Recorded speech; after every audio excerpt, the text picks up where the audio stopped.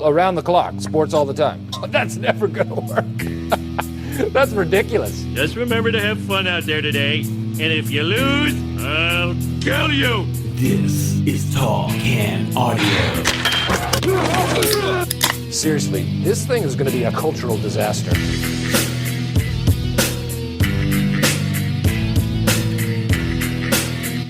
Well. We are back at it. A brand new edition of the Tall Can Audio podcast for that Monday after the holiday season. I don't think anybody's happy on that particular Monday.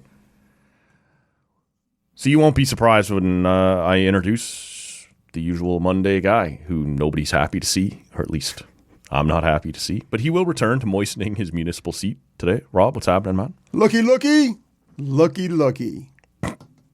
Yeah, I don't know. It's hideous. Yeah, no, look great at it. It's totally good. It's about 7 pounds heavier than pre-Christmas season. It's a great tweet. I saw it New Year's Eve. It was like, my goal in 2025 was to lose 15 pounds. Just 22 to go. Yeah, perfect. It happens, man. It gets away from us a little bit. I went the 2 weeks. You know, I weigh myself in weekly. That's how you keep this temple taut. Yeah, and I didn't and I was just like, whew. So you kind of cross your fingers, hold your breath when you get on the ski, and you're like, woo! Oh wait, my belly's on the counter. Hey, fatso!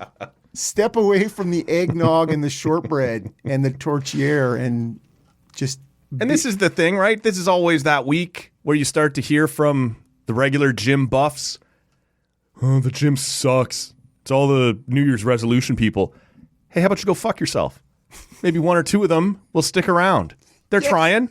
Okay. Don't judge. If we can identify those people on day one, the other 27, fuck off. You're not staying past day 3. Beat it. You two that are going to stay. Let somebody give it a shot, man. Let them try. Yeah. Let them try. See, you jumped right ahead. I'm not a resolution guy. I never have. So... no. I used to be. But I'm aiming for continual micro acts of kindness. Oh, no. So... While those and you ruined it already, man. While those gym people flail out by January 6th, you'll be doing the same. You may have done so here this afternoon already. Blowing out of my resolution like I did out of my pants over the course. Yeah, it's all right. We are on social media at Tall Can Audio. If you haven't done so, start your year by doing that, and really start your year by leaving a rating and a review. Helps us a lot. Doesn't hurt you. You don't have to go to the gym. You don't have to do anything hard. It's just tapping little buttons there on your screen. You did it to fire up the show. Leave a rating while you're doing it. Or maybe your thumb is fat enough that you've hit both buttons at the same time. Get on after it there with your fat thumbs. Let's have a pint, man, because there probably hasn't been enough of those over the last 2 weeks. What are you riding with? I think I'd like to know what you're going with first. All right. This is from the Town Brewery down in Durham region. And I was on Christmas Day, 14 different stouts, browns, or porters landed in my stocking or wrapped gifts. So combined with the pints you hooked me up with there just before Christmas, I'm set up well throughout the winter here for some dark beers. But yeah, this is the Town Brewery, the Slow Burn Dry Stout, 4.8%. Something to cruise with here during the first half of the show while you're fumbling away on the other side of the studio there. It couldn't have been smoother. I don't know what your problem is. I have many problems. Yes. I am actually drinking one of your gifts to me. A brewery you've had on here many times. This is from Broken Stick. Love me some Broken Stick. So I'm kicking off the New Year's in the exact opposite direction as you. I am going with the wee heavier. A wee bit heavier. Yeah, okay. At 9%. I'm honestly a little... Oh, no. I'm a little surprised that survived the holiday break. Well, see, I had a beer advent calendar up to it. Yep. But I got 0 beers for Christmas. Okay. So that's, when you get 24 leading up to it, I guess you kind of got to respect that you're not going to maybe... Yeah, your way better half had hooked you up with an advent calendar throughout December. Correct. So probably exhausted the Yes, the interest, the available desire, beers, the yeah. care, all those things. So Yeah, for me it was 2 of those 8-packs. Like the little boxes, right? That used to be 6s, now they're 8s. That's great. yeah, that's what I brought mine over in for you. One was, or 2 of the pints weren't stouts off the top of my head. I can't remember what they were, but everything else was either a stout or a porter or a brown. So it was some of those obviously went down throughout the holiday season, but yeah, I did well beer wise on Delicious. Christmas. Okay, this is very nice. Yeah, It has that sort of. yeah, and it's in the quart bottle or the big boy bottle It is in a bottle. Yep. And that they often defraud with the deep puncture on the bottom. Yes, there is that little nipple in the bottom there, the reverse nipple, whatever you want to call that. Reverse nipple. But see, a Scotch ale, like heavy on the malt, low on the hops, very low on the carbonation, so not much of a head. But it has that nice almost, so it's malty, but with almost like a cherry kind of to it. It's nice. Yeah. Very nice. Okay. Over here, this is honestly not all that dry, which is fine. Like, it's a nice stout, but it specifically says here that it's a slow burn dry stout. See, a Guinness is a dry stout. Yes. Yep. So and it's hard to compare anything Yeah, you're asking somebody to reach a certain level there. for a negative. Well, no, just in terms of when you try and keep in your mind what that tastes like. And I equate that more to that sort of metallic iron flavor Sure, yeah. is what I really equate that to, that dryness. I like this a lot, but yeah, it doesn't feel like a dry stout. So Could be drier. could be drier, but I'm happy to post up with it right here. Over the holiday season, I want to ask you about your holidays in a second, but I want to start here because otherwise I'm going to forget. There's a lot on the agenda today. And you're steering us, so you start where you want to Yeah, start. I'm going to do that. Bridget Bardot passed away over the holiday season. I don't expect anybody listening to this right now to know a whole lot about French actress, singer, animal rights activist, Bridget Bardot. Bombshell in the day. Yeah, model, for sure. She passed away over the holiday season, leaving 3 names who were mentioned in We Didn't Start the Fire by Billy Joel still alive. Everyone else is gone.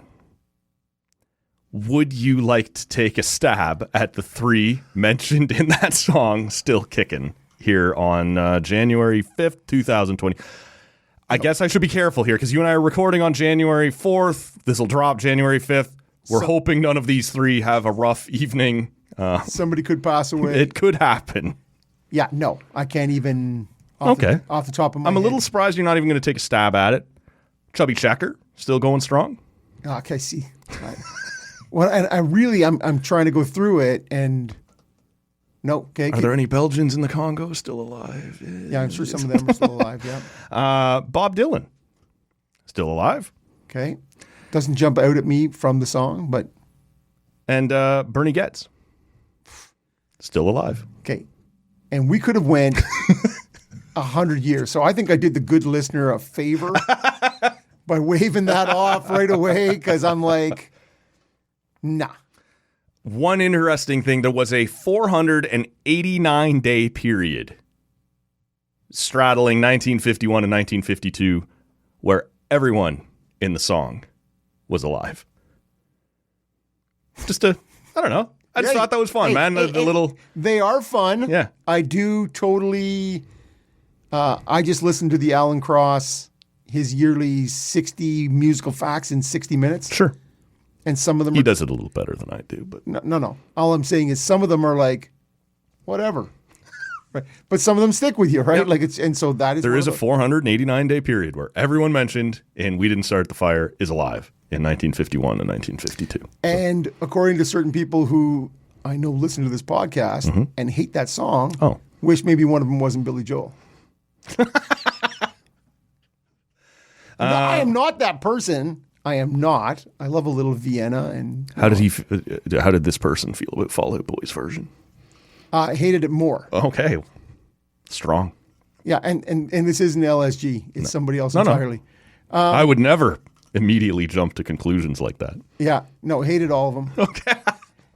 But Whereas I got a lot of time for the original Billy Joel one. I honestly, I like both. Like I understand we talked about it at the time. The Fall Out Boy one is far less clever in how it's put together, like in terms of like Billy Joel's is chronological as close as you could hope for. Fall Out Boys is here's a bunch of stuff that's happened since then, but there's some. Anyway, we did a whole pod on that. How was your holiday season?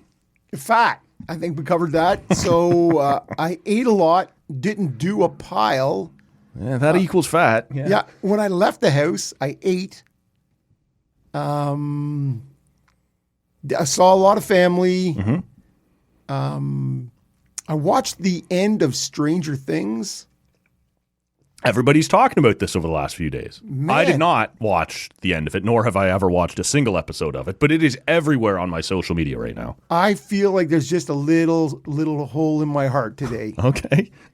And for those of you who haven't, I won't spoil it. Yeah. But I think season 1 was the best. Yeah. Season 5, maybe second best. Okay. And it's over, right? There is no more. No. But for me, I think I've talked about it. It's funny because the 17-year-old in the house, she's like, this show was made for people born in 08. She's like, they're graduating no wonder I never in the year I'm graduating, and I'm like, it's made like I am the same age as those nerdlingers. Like it starts in 83 and they're 11. That's me. Okay. Right? And so the music, the fashion, as cringe as it is now, but all the things that come with that certain time. But it was very well done how they wrapped it up. Musically, like I said, final episode had some Pixies in it. Like just, it sort of had a little bit of, it takes you back. Okay. For me, anyways. Yeah. And so I thoroughly enjoyed it. The series was kind of getting away from me through, the end of the fourth. I'm like, okay, where's this going? And how are they going to wrap it up? But I thought they did a fantastic job. Okay. And yeah, I find myself missing it a bit.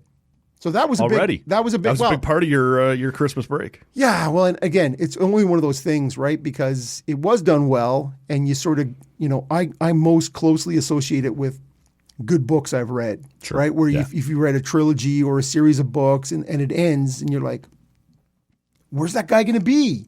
That guy's like, I know that person, right? You feel this close connection with characters. And so you kind of, not all of them, but you sort of be like, I'm going to miss those characters. 100%, man. And so that was a big thing.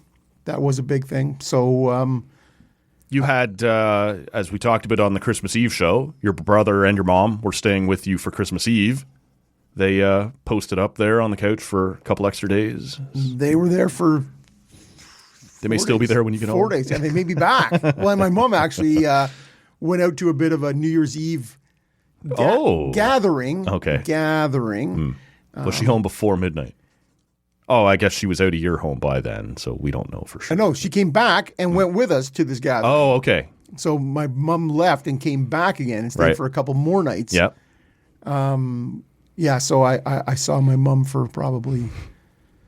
I was with her for probably 7 or 8 days over the holidays, so which is good. Sure. Mom is Mom's a peach. She's easy. She fits in. Went with a family gathering to a golf simulator. Okay. How'd you do? Oh, I killed it. Yeah. I don't know why I asked. Yeah. But it's at a place where good job, men. Good job, me. Rob. Yeah. So anyways, neither here nor there. How I did and how I didn't do doesn't really matter. It was a cool environment. That seems telling. No. You get to go in and you're in a private room. Yeah. And you can order drinks in and food. Oh. And so it's like real golf. The cart comes around. There's an attractive looking woman pushing it. Well, I can't speak to that part. But they had all kinds of beer on tap, in and out. Now you don't have to get a private room. They have other ones. Yeah. Where everyone gets to watch your failure. Your shame. Yeah. Shame. Put your pants on, sir. Yeah. Or at least do them up. While you play. Yes. So anyways, a good time. Okay. I would do that again. Yeah. Lots of fun. But yeah, other than that, not a pile. And as of listening, I am back at work. Yeah. And seat needs moistening. Not entirely dissatisfied with the idea of going back to work. Right. I've been off for 2 weeks. I think I'm good to go. Okay. And the gym is calling out. Yeah, it does that. Hey, you fat bitch. Yes. Okay. Yes, that'd be me. We'll capture that. Right here. It'll have to be selectively used. Yeah, exactly. Yes. And in only certain company. Well, it was amusing here. You and I wrapped up recording on Christmas Eve. Sunday. Yes, that's a real thing that happened, and I've actually been back and forth multiple times as you and I have done the Olympic team. Not bad. Yeah, Not bad. I've put on a lot of miles, but not Atlanta miles, Black Velvet, and all that. She's got bone stiffening or some kind of thing there, Matt. I'd look into that. Is that a real thing? Is it? Yeah, stiff bone something. Or I thought that was Celine Dion. Didn't she have? Yeah, maybe. You know what? Let's not not kick off 2026 slandering. And, No, I'm not Alana Miles Yeah. has certainly had something wrong with her. So did Celine Dion. Yes. It also had some stiff something syndrome. That's from all the chest pounding Celine does. I don't know. It can't be good for you. All right. But my old man had walked into the green room just as you and I were finishing up recording before Christmas. Hadn't seen him in a couple years. I hadn't seen him in a bit either, and he sounded sick as shit when he arrived. And I, as you know, on that Sunday was already feeling like I'm fighting something off. And on Monday, it arrived in full force. Blam! And then we went to pick up my sister, and she got in healthy as a horse into the truck, and then heard both of our voices and was like, oh no. And so the whole drive Zero down. chance. Window open, head out. This is him, had like a chihuahua trying to whatever she is, every time one of us sniffles or sneezes or coughs, and we're both blowing our nose in the front seat, and she's like, just come on, like, just get me out of here. Somehow, she is the only one who went through the entire Christmas break without getting sick. My dad and I mostly got over it by the worst of it was the drive home day, which was the 22nd. By the 23rd or 24th, it was mostly subsided, but it was still kind of there on the 25th. My mom got sick later. My other sister got sick later. The kids had been sick the week before. Oh, they'll get you. With another, well, theirs was more of a belly sickness, which would have been way worse. See, I avoided all that. I had a wicked sinus cold. Yeah, okay. Probably from me. Because that's all mine ever turned into, was just sinuses. But somehow, the reason I bring it up, after surviving Christmas, I wake up here as you and I are recording on January 4th, and my throat is raw. Like I feel like I'm getting sick again. This fast. Yeah, it's not great. And you and I are about 3 feet apart across. Yeah, no, I'm this doing my table. best here to breathe heavily at you. Yeah, thanks. I appreciate that. enunciate. Yeah. But honestly, Christmas was good. It always is. I do want to kick off the second half of the show with some brother-in-law stuff. We'll get to that. But The fact honestly, that he's a hockey expert? he is an expert. Oh, you're an expert. I'm not the expert. It's No. Corbet. Yes. But there was talk of like an ice storm that was going to be really bad. It actually fucked up my laneway, but that's okay. Well, so we were in, as you're looking at the map on the Weather Channel or whatever, we were in the thing that kept glowing red. You're like, that can't be good, right at the cottage. It's your sickness it's right there. There's the epicenter right there. That's ground zero. But they kept saying the worst of it was going to be sort of between, like just north of Toronto, kind of Vaughan over through Peterborough, and that's where the cottage Which got the is. bad ice storm last year, too. Yeah, if like you in recall. April or Well, like late, like March anyways. Sure. Yeah, my dad was out without power for... So we had a great Christmas at the cottage, and then on like the 27th, it's like, pack your shit. We're getting out of here and going down to my parents have a house in Lindsay, which has a generator. And it's like, let's just get out of the cottage and not be here when the apocalypse hits and you now can't drive on the roads and whatever. Armageddon. And it didn't turn out to be Yes, of course. that bad. But it did make Christmas, like the break, feel a little uprooted. Yes. Like we were here, pack your stuff, we're going over here. Okay, we're done here and everything's not so bad. We're going back to the cottage. So that part was a little disjointed, but I mean, I've talked about it before on the show. My parents do a great job of making, the cottage feel Christmas. Yes. Holiday Central kind of thing. So that was awesome. New Year's? I don't know if I should say any of this or not. I didn't like New Year's. Thought my parents worked hard to create very nice whatever for the family. Cooked for everybody, invited everybody in, and then people just sat and watched the ball drop on TV. And a couple different times your host is like, why don't we play a game? Why don't we gather around the table? Hell, we'll have a little dance party. Get the young, I got 2 young nieces. That bugged me. I may be venting a little personal family stuff here. Would you have broke out the... I was there with my mom trying to get the music going for her. And the Apache? Jump on it. Jump on it. Bam, bam, bam. Yeah, I could see you slapping your ass. You're doing the... Oh, you won't see it. I do like the tune. The ass slap is rarely part of my routine. Come on, get the other hand up like you're holding the pommel. But good, man. It's always good. Like, I got nieces and nephews young enough that it's fun, right? As I told you in the green room, 2 more fart guns handed out over Christmas. Yes. Santa came through in a big way. Hilarious every time. Well, for 15 minutes. And for me, more than almost anybody else. So yeah. Well, you know where I stand on that. Does Rob enjoy it? Yay! Yes, sir. Then it's a winner. It's a winner. Not so much a winner. The Winter Classic in Florida. I'm hearing, and I don't know, I want to get your take on this. A lot of people dunking on it in a way that is, I feel a little disingenuous, because we have seen successful outdoor games in other places before. The example everybody always trots out is Nashville versus Dallas, where Corey Perry gets thrown out of the game and has to do this long walk of shame through, I think, the Cotton Bowl is where they had. Yeah. And that's been fun. LA leaned into it. They had a series, it wasn't the Winter Classic, it was the Stadium Series, but they put palm trees around whether it was at Dodger Stadium, I don't remember what the venue was. Like, lean into it a little bit. People were really unhappy with the way this Florida Panthers one came together hosting the Rangers. Did you give it a look? Did you have any thoughts on it? Not a second. Yeah. No, I like purposely avoided it. I'm not even turning on my TV. I don't want to accidentally see this. I just don't care. Yeah. Okay. And so to me, I think it's so...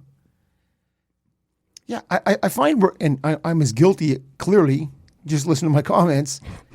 It's the same thing you hear about the All-Star game. You're like, well, if it's in your city, you like it, but otherwise you don't give a shit. And that, to me, Heritage Classics... Well, we've talked about it. I've been to 2 outdoor games. They were both awesome. I don't know. Were they awesome? Yes. To be there. To be there. Even to be 100 miles from it. Yep. Like, you were at the big house where... Could you see the game? Well, it was a blizzard. I don't know if anybody could see the game. And that's all. To me, it's like one of those things where But it was really fun, and the community there in Detroit was engaged. It was everywhere. Yes. I didn't expect anyone watching it on TV thought that was fun. Right, yeah, and that's what it is. Yeah. To me, you're just like, oh, who cares? So I do buy into the argument that, well, it's for the local community now. We're over the idea of watching it on TV. But I think you can still do this better, and I don't think it has anything to do, because this has become a thing online where it's Canada and northern states punching down on Florida and whatever, versus... We've won 2 fucking cups. We've earned one of these. This is not your sport anymore. Like, this is now a continental sport. And I think both of those sides create an interesting debate. I don't think it had anything to do with the fact that it was in Miami. It was that you put on a bad show. Yeah. See, this is a generic new stadium that no one knows anything about. We didn't know until day of. Will the roof be open? Will the roof be closed? Will it?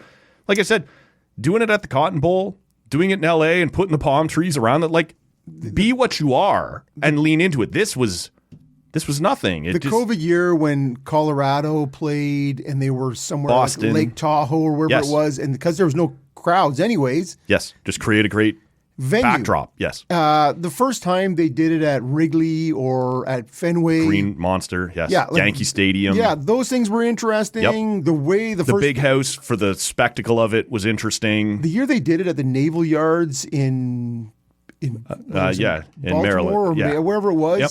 That was That was interesting. You had new, at least, yeah. Yeah, and so that's what I look for now. But if you're just going to be in a hot place, like I also won't be watching the one in Winnipeg that's in October or November where They're hosting the Habs, I think. I just don't care. And so it's not even a Southern States thing. Well, I kept seeing Leaf fans after this going, then fuck it. Next time, Heritage Classic, Leafs and Habs at the Dome. I'm not watching that. That sucks. We'll open the roof. It'll be an outdoor game. No, it's not. Like, you could have done that the first time. And yeah, you'll sell the tickets because it's the Leafs and the Habs. But that's not an interesting backdrop. And I don't know whether BMO was, but at least it was traditionally outdoors, right? And it wasn't the Winter Classic. They still allowed a real Winter Classic to happen and made this, I think they called it the Centennial Classic that year. You ever play Street Fighter? Yeah. You know, when they're like, we're at a airstrip in the Congo, and you're like fighting all over the world. Yeah. It comes down to if you want to do Habs Leafs, put it out on Lake Ontario, put a couple All of this stuff, man. fishing. Remember like that year? It was little right- ice fishing cabins. It was right somewhere. around the pandemic. They did that Molson Canadian commercial and set up on the at building the top top? of a skyscraper. Yeah. Yeah. Like if you can get over the fact, and I don't know what the viability is financially, but to do the Lake Tahoe thing again Yes. and go out to Lake Louise or Yeah. and I don't know if we can have fans there or not, but this is going to be a brilliant television product and it's going to look incredible. It's going to be different than what we normally do. I got time for that. The fact that this was Panthers Rangers in Miami was not the deal breaker for me. It was just you dropped it in another generic ass stadium that didn't matter to anybody. Put it on Parliament Hill, like they. That was supposed. I don't know if it was supposed. That's the way they should have done Yes. the NHL 100 one here in Ottawa. Yes. That would have been incredible. Yeah, and so it's put it in Times Square. Sure. Do Rangers Panthers. Yep. Right around New Year's, like whatever. To me, you have to have an interesting venue because to me the hockey is. Well, I think they've gotten better. Yes. At the ice conditions and Yep. whatnot. It is still just you've plopped in an ODR in the middle of some facility that's not meant for it. Yes. Somehow we can drop one of these into Miami, but we can't build an Olympic rink properly In Milan. In Milan. Yeah.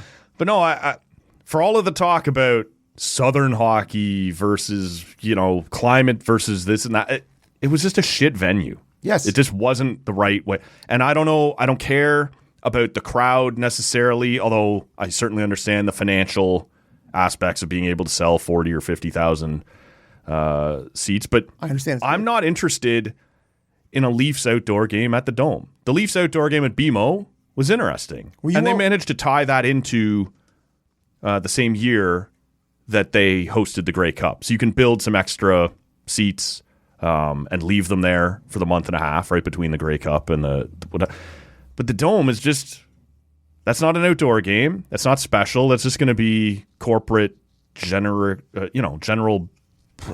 like advertising stuff all over the place. Whereas, like you said, Wrigley, Yankee Stadium, Fenway, Heinz Field in Pittsburgh, it rained like hell, but that was worth a shot. Like, there are unique ways to do this, and if you were prepared to drop the crowd aspect of it, you could do some really cool stuff. Well, and the interesting things in the early days, right? That Montreal Edmonton one, the first one, Sure, where, the very where it first was one, like minus 30, and Yep. you got, I think it was Theodore wearing the toque over the. That was cool, man. Yeah, but it was new. Yep. And it was like, and then the Crosby one, whether it was Pittsburgh, Washington. Yeah, that was at Ralph Wilson in Buffalo. Where they were, okay. Yeah. Where, they're shoveling and the Yep. snow, like, it was new, it was novel. Yep. After that, it just sort of becomes meh. You've seen it. We've done it. And you need to find different ways. And if you could find a Lake Louise or a building top where you go, we can't have people here, but if you went with a pay-per-view model or that even sort like, of thing, yeah. Or even like put it on we talked about the military one where the Leafs played the Caps at we've both been dancing around the actual name of the whatever, but put it on a battleship. Like we've done, the NCAA has played a basketball game, like anything, like just something different.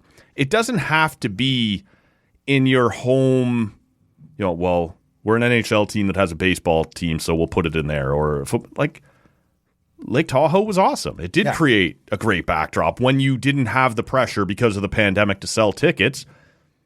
It was a great look. That was a great TV product. And if you were to create some freedom there and allow people to take another stab at something like that, that would make that a lot more interesting. You have to find a different, because we were all happy to go, there's no crowds. Yeah. Because we weren't allowed them. Right. But you have to find a different way now to, fund that. But if you could have it at Lake Louise, you'd say, you know what? You enter a draw, we can have 5,000 fans here. Yeah. Right? It's a very unique. We could put up a small set of bleachers and then the rest is there is some kind of pay-per-view model where. Or you're making enough money now. You'll be fine. But if the venue was interesting enough that the spectacle was worth me tuning into to see, because that's what you really want. You want to see the beginning. You want to see. What does this look like? How have you put this together? Like you said, Central Park, like where would you drop that rink? What's the backdrop look like? These are interesting things. They used to be interesting at Wrigley or Yankee or Fenway. And you trot out a couple of vignettes of, history of the stadium. This is how we made this work. Like you tie it in with the hockey becomes, it's still at the end of the day, a game 38 of the regular season. And you're sort of like Rangers and Panthers. Woohoo! Put a Lightning Panthers game with the bloodbath those things have become recently. Sure. Now we're talking. I don't care where you put it. Yep. Let's do it. No, 100%. The Rangers in the last calendar year, 2025, 1-0 outdoors on the road this year. Giants and Jets combined 1-0 outdoors on the road this year. So that's how New York sports have performed this season. Yikes. Yeah, not great. Well, the Rangers are the best on the road, have been the best on the road. Can't score a fucking goal to save their lives at home. At home. Yeah. Yeah. We did see, let's start with the Americans, because I've already vented on the Canadian team. I'll give you a chance to do the same. But the Olympic teams have now all been announced. I think the biggest story is our boy, Big Pontus Holmberg, returning to the Olympics for Sweden. Returning, that is. But no Hampus Lindholm. Well, no. Who cares compared to the... I think Hampus was there. Was it not Elias that was left off? No, I think... Yeah, I think.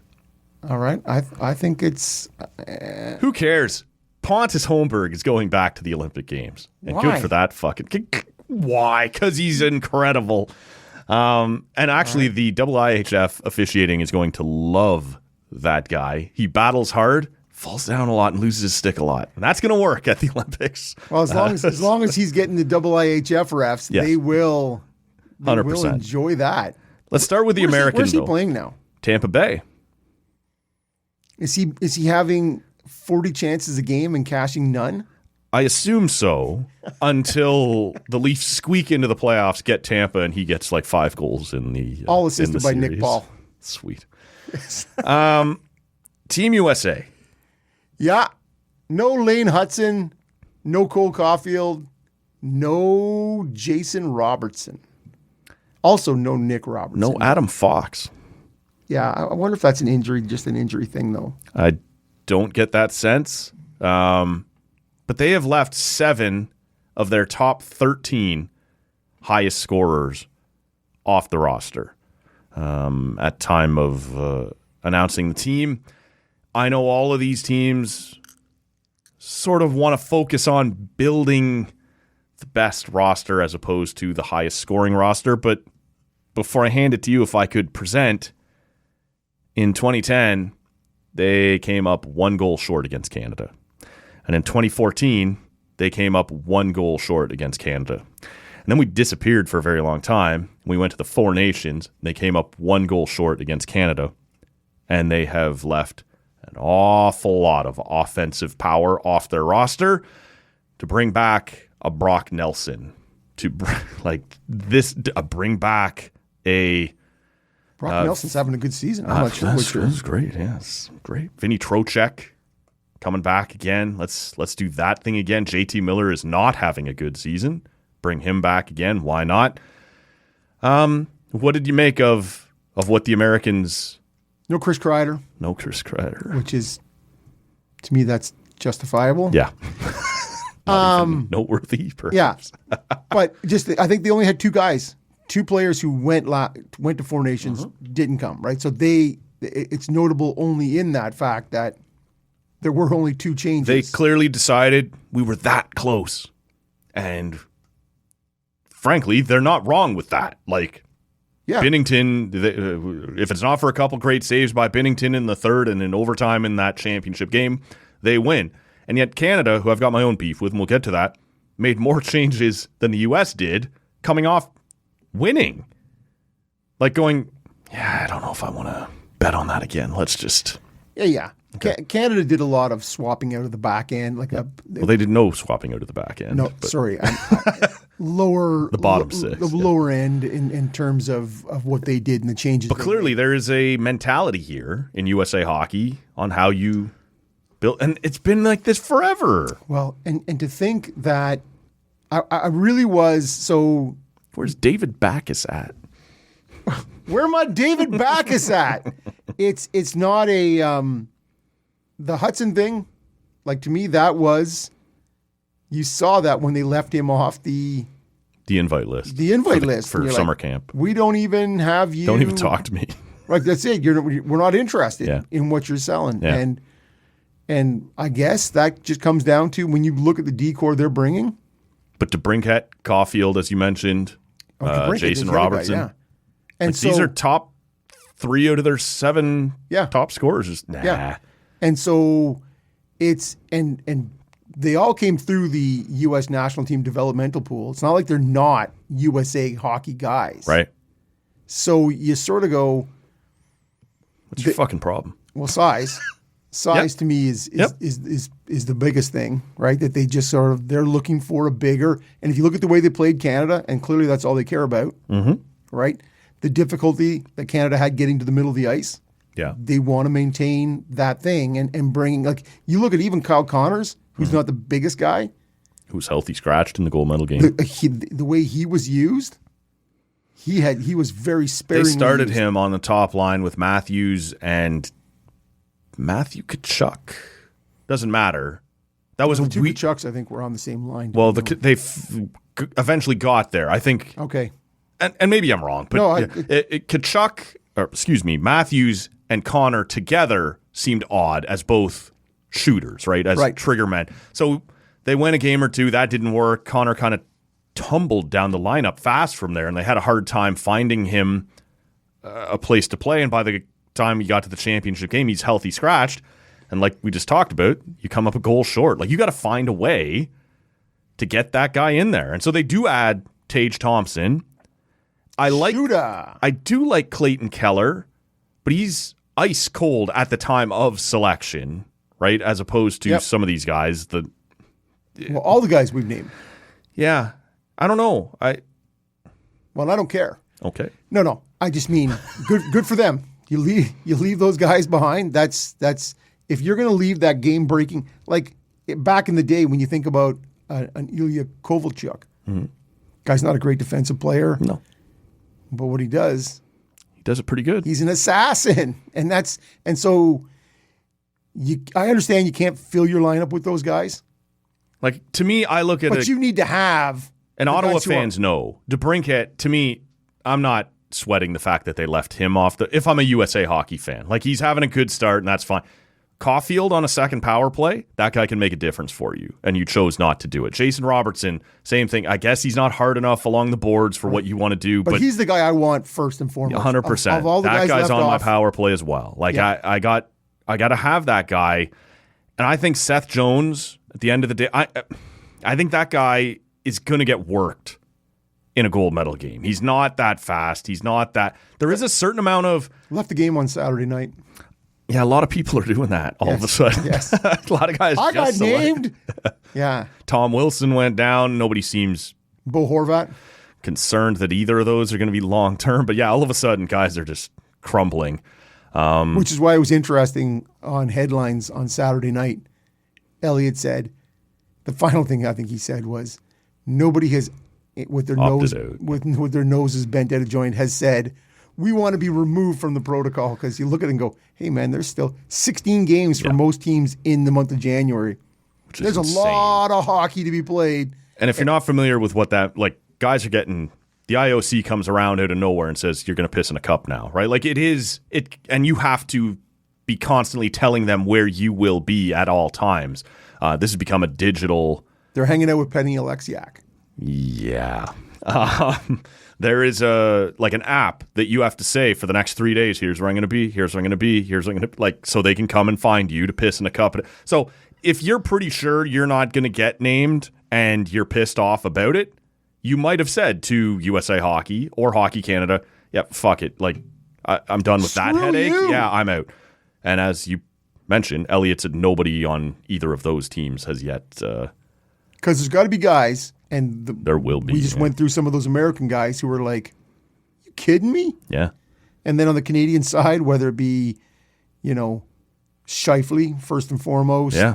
Or Bedard. Well, at least he's got the injury thing, and they're not sure what's going to happen there. But you sort of look at it and go, well, Chychrun, Bouchard. Yeah. Some guys on the back end. Sam Bennett was the other one I was thinking of. Yeah. Right? In terms of guys who... Well, we can get to Canada in a second. I want to ask you about the USA Hockey philosophy, because this has been a thing for a while. When I mentioned David Backes, that guy played on some national teams in Sochi and in Vancouver, and they always end up coming up short. And for a while, you could point at Brian Burke and say, my top six is this, and my bottom six is pugnacity. And well, he loves his Keller, not his Kellers, no. Kesslers. Kessler, thank you, yeah. But there's sort of this mindset that always seems to leave off a Caulfield or a Kessel who might tweet from home during a World Cup. Is there something else I should be doing tonight? Right. When the Americans were getting run out of town? And so these things kind of keep creeping up, and I saw somebody float the idea, and maybe this is too simple, but I wanted to present it to you because you and I are fairly simple, that USA Hockey may have fallen in love with 1980 and, oh man, with some college kids who just work extra hard. We can beat the best in the world. And we keep... Like, we have things in this country that we defer to that are a little illogical, but are ingrained in our sports culture. And I wonder if Bill Guerin, being a guy who would remember 1980, watching as a kid, go, we got to build a responsible team, a hardworking team, a grinded-out team. Or if that's just too easy of a narrative. I thought it was interesting, if nothing else. And as soon as you said that, I thought, are they leaving out? You're talking about leaving out guys who played Canadian junior hockey, right? Because Robertson did, I believe, and oh yeah, no, there's always politics to it. DeBrincat did, and so, anyways, that seems very simple. Sure, but I don't have anything better. It is interesting to consider that that was literally called the miracle on ice. How often do miracles happen? Right, you had a goaltender stand on his head for 60 minutes. You yourselves dubbed it a miracle. It's probably not a sustainable way to build your roster. Who was but the goalie, Matt? Do you know? Yeah, Jimmy Craig. Okay. Jalobniak. That guy's everywhere. Yes. But he did not finish his miracle. He allowed our miracle. Yes, for sure he did. Yeah, it's just interesting to look back and wonder if there's a certain amount of, it's more about, and that's a Canada thing. That's a thing we do that we overvalue, but maybe they're more pragmatic or stuck to it. I was going to say, this is how we won that other time, the only other time. Well, if I was them, I would look more to 96. Yeah. That's the World Cup, the first World Cup. Yeah. With the team they had there, which Guerin was on. Roenick, Hull. Kachuk. Yeah. They just had, to me, they went with talent. And Richter, yes. You go with talent and you just push it forward and don't leave talent at home. And to me, now they were big and robust in terms of the way they played that game. All those guys, Guerin, Amante, Roenick, Kachuk. So I that's where I lean more to it. When you look at small, skilled, scoring guys, Caulfield, Hudson, I just think, Brinkett. and I You're said leaving this. smaller guys at home, and you're like, that's not what we want. Well, and we're gonna talk about Canada here, and I did a show reacting to their roster announcement, and I said at the beginning of the show, I like this roster. I think for the most part, it's really good. And then somehow I fired Doug Armstrong 3 times during the You're fired. during the podcast. But I think sometimes you get too tied up in your own shit. And Bill Guerin said when being interviewed, he's like, a lot of people think you just grab the highest scorers, and Yep. because if you didn't, there would be no need for me. I'm like, yeah, there might be no need for you.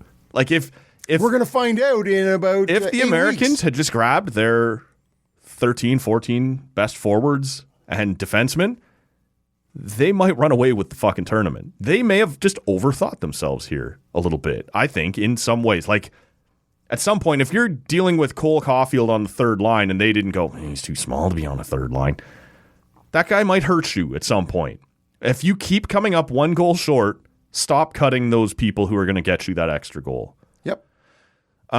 Canada, well, the good listeners already heard my takes on some of these. No doubt they'll hear it again. But what was when they announced the roster, was there anything shocking to you? 1 or 2 names. You and I did do a show. We dropped that on Monday the 29th. That was our show. And we sort of poked a couple times at, we're not necessarily saying this is what they're going to do, but this is what they should do. Yeah, to me, the lineup I predicted, I'm fairly close what the lineup I went with. Mm-hmm. Well, again, though, it wasn't supposed to be a prediction. No, it was my team. Yeah. I would not have gone with Binnington. No. I was going to say Craig Billington. I'd maybe go with Billington. I might go with Billington. I may go with Billington over Binnington. That may be a thing. Yeah. And this idea, and I heard Elliot say it, like I was actually listening to the release on Sportsnet Radio. Okay. So that's where I heard it. Yep. And then afterwards, Friedman was on with Mike Fuda and Justin Cuthbert. Sure. So Friedman was saying, yeah, I give Binnington game 1 against the Czechs at a loyalty. And I'm like, that's fucking terrible. Yeah, you're an idiot. And the loyalty part is him on the team at all. Yep. That is where you've played the loyalty card, Yep. which I think is misspent. Yep. Now, I know we said it on our show. Mm-hmm. I didn't have him. I don't believe you had him. I did not have him. But we both said He'll be there. we think he's going to be there. Yep. And so I put him on the team as they have.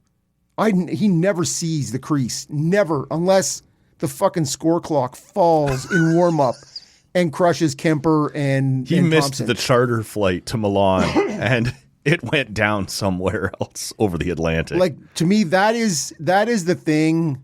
And so I kept hearing your Friedmans, your whatever, after the fact in other places because they did a reaction pod. Like, similar to what you just said, well, you've selected him now. Doesn't mean you have to start him. Then what the fuck are we doing here? Yes. If you don't want to play that guy, then that guy's not on your roster. You don't throw him a bone. You don't... I hated every part of this, and it felt like there was a little bit of a triangle, because Doug Armstrong did say in the press conference after unveiling the team, well, there was never really any question that he would be on. Well, then you're all fired. Like, you didn't even discuss the fact? You're fired. Yes. I'm channeling my inner Trump and Vince McMahon. And Matt, on that show, fired Doug Armstrong alone 3 times. You're fired. And to me, it is... You didn't even talk about it. And this is where this triangle thing comes in. To me, Anthony Cirelli, you don't belong here this year either. And we talked about that on our... Yep. You're not having that year. Last year you were. We understand you're not a point guy like who's going to score for us and whatever. But you will win faceoffs. You will kill penalties. You will defend well. None of that stuff's there this year. You don't belong there. But Doug Armstrong obviously listened to John Cooper in that moment. And you can talk about Thomas Harley in the same breath. You weren't a day one guy last year. You were an emergency who was dropped in there and played well. But you're not playing well this year. Right. But Jim Nill, also on the side, I got your guy if you got my guy. If you got, I'm making it sound very It does sound back room, but that's what happened. If we're not even talking about it, then that's what happened. We all just wink and a nod. Well, and Friedman on that radio show dropped and I believe it's Bill Parcells is where the original quote comes from, in reference to Cooper, which is, if I'm going to cook the food, yep, you got I get to let me shop for food. You got to allow me a couple of the ingredients. The ingredients. You have to allow me some latitude with that. And so clearly, you've just said it. Thomas Harley is Nils boy. Yep. Binnington, Doug Armstrong's guy, and Cirelli. Like that. Those are for sure. Those are the three that sort of stick out to you. Yeah. And go, you haven't made it here on your own merit. This is not a meritocracy with the addition of those three guys. One of the things you and I talked about after the disgrace that was last year's World Juniors was stop appointing a GM from a certain team each year and create a permanent Hockey Canada World Junior executive. And they did that. And we'll talk World Juniors a little later on. But this is exactly why that should be the case. We have a lot of guys who are here, in my opinion, not on merit, but based on relationship. And okay, but who beyond those three can you think of? You said a lot of guys. Parayko as well, I don't think has earned his way on. I get his place here, and for whatever reason right now, Canada has a lack of that guy where we used to have a lot of that guy. Yeah. But we also, there's some redundancy here. We're talking about Cirelli, and we talked about this on the show that you and I did. I can't take Suzuki and Horvat and Cirelli. Cirelli's a guy who falls off that allows me to take Suzuki and Horvat. And we talked on that show that neither one of them are quite what Cirelli is on the PK or defensively, but they're very good at it, and they might actually chip in a goal. Yep. So I can take those two guys, and it allows me to bring a Bedard or allows me to bring somebody else and leave Cirelli at home, and yet you took all three. And now that feels redundant to me, as does Doughty, Sanheim, Parayko. There's a lot of... Parayko's a little different, but there's a lot of the same here. And you didn't bring Schaefer. You didn't bring Bouchard. You didn't bring Chychrun. You just ran it back. Well... And I'll be interested to see. You're fired. What happens with, and they spoke specifically of Sanheim and Parayko. Sanheim for sure. That your bottom pairing. I got a good look at Schaefer on Saturday night. How'd he do, Matt? Well, I've never seen Travis Sanheim tear my team up quite like that. That kid is good. Fuck, he's good, man. And so, and listening to him on Hockey Night, because the Ottawa game finished first and flipped over to see the demise of the Leafs. Ottawa always flipping over for Toronto. Yeah, loved it though to see the demise of the Leafs. Yeah. Anyways, and Schaefer he's not only scoring highlight reel goals in regulation, but daggers in overtime, overshadowing the huge night that was Austin Matthews becoming the all-time Leaf legend. Overshadowed where? Yeah. Good point. But to see the kid afterwards, he's speaking to Kyle Bukauskas. Yeah. He's stoked to get his CBC. Get my towel, his my hockey night towel. Yeah. And you're just like, every time I hear that kid speak, you're like, fuck, that's a kid you would cheer for. Yep. Right? I don't care that he plays for the shittiest team. No. Well, bottom five amongst the shittiest teams least likable honestly, teams, the Islanders, man. Who Yeah. cares? But there he is, right? Yep. And he's a stud. Love that kid. Before we take a break, I want to talk about the Adam Fox thing just for a second, because you love Adam Fox. Yeah. I feel strongly about Adam Fox. I just think we've had this conversation before. And I'm not even sure that guy should have ever won a Norris, let alone all the hype that's... He's a very good defenseman. Offensive defenseman. Sure. Yeah. We've seen this play out before. This idea, because I keep seeing it already in New York media asking, hey, is there a rift now between you and Mike Sullivan, you and Chris Drury, Mike Sullivan being Team USA's coach, and Chris Drury being part of the American management team? Yes, they hate me.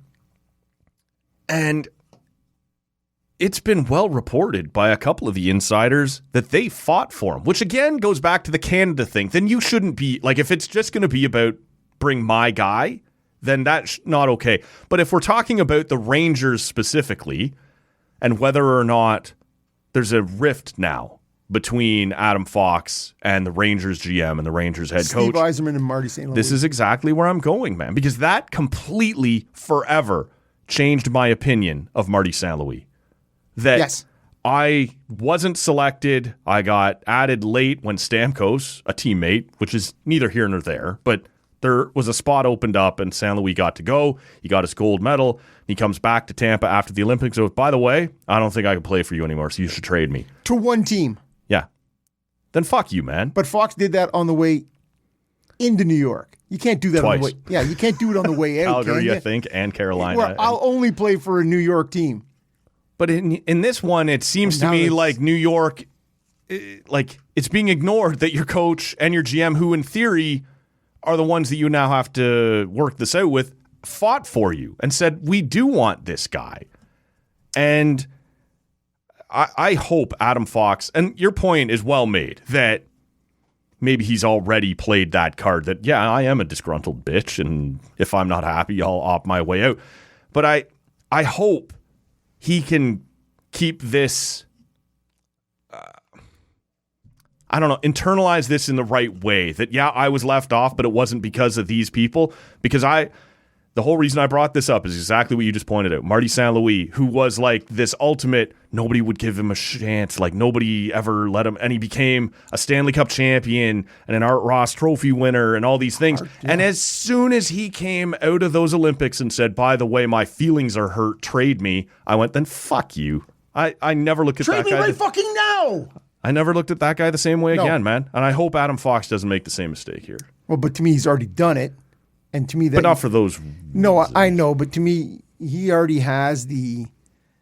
See, I feel differently. Like I've always said that the boy auction. Like you don't get to tell me where to go. Yeah, fucking work, all right. But, So if you boy auction your way out of Calgary and you boy auction your way out of Nashville or Carolina, whichever one it was. But now I'm here, In I'm whatever happy order here. it is, and you go, this is only where I'll go. Yep. All right. Well, we saw it with Lindros. We saw this whole. But I'm sort of on his side with that. Like, good for you, man. If you can get where you want to go. Yep. Okay. And we got that's. But now, if you opt your we way have out a of whole it, show to devote. we could do to that. We could do that. But now it's this is where I always wanted to be. But now my feelings are hurt because I didn't make the Olympic team, and Where's now I Calgary got to at? leave here. Yeah. What's Carolina? Carolina is actually looking pretty good. I'd be looking pretty good. Right here in the Metro Division. I could even. Anyways, I think the New York media is very divisive, Sure. right? So whether there's a problem there or Adam Fox is like, yeah, you know what? I understand. Health has been not great this year. I'm not where I have been. Yep. Yeah, and the U.S. And he is pretty wearing, deep on the D-core too. for better or worse, he is wearing the overtime goal against See, there you go. in Four Nations. I'm wearing it. Well, more than Matthews? Yes. Of course. Don't ask. Frank Corrado has already explained this. Mike Johnson has already explained. Man size. I love Frankie Corrado. So I'll go with Frankie. Yeah. I'll go with what he's got to say. And he does blame Matthews a bit, but he said it's because Fox is out of position. Matthews has to slide down, and now, of course, McDavid's left wide open, and whoops. Matthews is still there. You should get rid of both of them. Sorry, Fredo. It's you, Fredo Matthews. Funny, eh? Guys, for a week and a half, he kind of looks like the old Oh, man. Austin Matthews. People listening at the end of to one of the Christmas shows on Sportsnet, radio shows, and people are like, what do I want for Christmas? I want Matthews to retire. I want Nylander and Matthews on a train out of town. Like it was. And now guys scored 5 goals in 2 games, Yeah. and people are like, I always loved you, always man. believed in you. I even like the mustache. Like, it's crazy how. So he becomes, as you said, on Saturday night, the all-time Leafs goal-scoring leader. And he's still 5 games ahead of Alex Ovechkin, despite the ridiculous fall-off that he's had, right, over the last year and a half. We'll see. Is he back, or is this a hot streak that guys like him can go on? But he's still in that mix, but he's not ever going to have the durability that Ovechkin. Because now you see guys saying, "Oh, now he's skating well again, and he's more physical again. Yeah. He looks like the old Austin Matthews." Yep. Can we for 3 or 4 games he has. Can we just I'm going to need to see more than that, but yeah. Can we just for a second talk about how shit that franchise is? The Leafs? Yeah. Oh, yes. So Yes. of the original 6 teams, do you know how many do not have a 500 goal scorer? Probably just Toronto. No, it's actually now with their prolific 422 goal man, Rod Gilbert of the New York Rangers. Only 406. That's the Rangers Yeah, okay. leading goal scorer. But Yeah, no, because I guess Messier would have done all his damage. this before he is got only there. points Yeah. like we do with Matthews or Sundin in this case, right? Yeah. Only original 16 to not have 1,000-point man. Any guesses? Yeah, Toronto. Yes, it's Toronto. You wouldn't have been bringing it up if not. Matt, would you like to say why you're It's well over 100 years old. Yeah. And I'm listening to people saying, what a storied franchise. And you're like, man, before Sundin, which is only in the last 20 years, you guys went through 80 plus years you couldn't fall into. Like even bump on a log, go. Outside of that 1 year, and it's funny, when Matthews scored 60 and won league MVP and then scored 69 the next year and did not, Yeah. the Leafs had never, ever had someone even in the argument as best player in the league this year. In 100 years, Yeah. you hadn't had anyone who could, like, everybody loves their Sittlers and their Keons or whatever. Were they better than Bobby Orr? Were they better than Gordie Howe? Were they better than the Rocket? Probably not, right? Like, Bobby Hull. Like, when you take off Matthews and Sundin, yeah, you are looking at Sittler, Ellis, and Dave Keon. Yeah. Like these are, and they're like 700-point guys. Yep. You're like, wow. You know what I think, Rob? I think that means they win team cups. They're very good 60 team. years ago. Yeah. Yep. Anyways, Details. I man. was, yes. I did say well over 100-year franchise. But I was amazed to look around at the other original 6. And that's why I sort of kept it, right? As Sure, I was of going course. through this storied, people saying, the storied. Oh, there's stories. Yeah, no. And I thought about that afterwards. I'm like, well, that doesn't mean they're good No, stories. no. This podcast has many stories. Yeah, it's true. But this is, yeah. I'm surprised by how, Yeah. and not inept. Inept is not the right word, but unfortunate. Unfortunate. It's not uninept. Well, and so the Leafs, though, as you suggested, have 13 cups in their 100-plus years. Mm-hmm. The Rangers have 3? 4, yeah. Yeah, like they are the sort of... Well, it wasn't until kind of the 2000s until Detroit blew past Toronto. Like, it was always just Montreal wins every other year, and the rest of us will take turns kind of Right. getting in there. Well, in Detroit, you look at it and they got Howe. And they do? got... Delvecchio. Then Yzerman is second. Yes. And then it's Delvecchio. You're right. In terms of guys who are over 500 goal scorers, over 1,000 points.